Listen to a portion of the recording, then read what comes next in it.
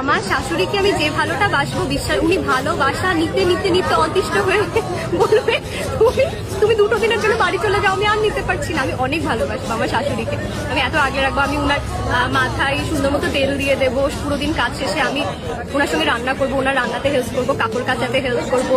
আমি উনার শাড়িও আমি সবকিছু পরিষ্কার করে দেবো, জামা কাপড় আমি ক্লিন করে দেবো।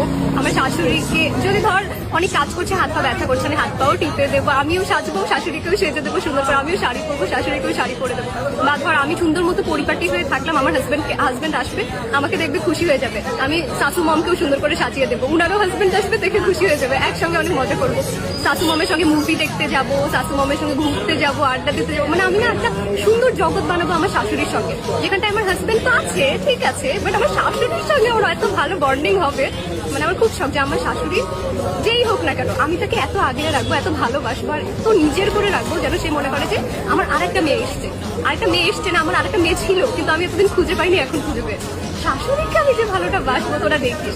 আমার শাশুড়ি আমাকে তো অনেক লাকি হবে না, আমি খুব লাকি হবো, আমার ভাগ্যে অনেক ভালো একটা শাশুড়ি আসতে দেখি ইনশাআল্লাহ। প্রথম দেখাতে আমি প্রেমে পড়েছি তোমার, দুই চোখে আন্ধার দেখি ঘুম আসে।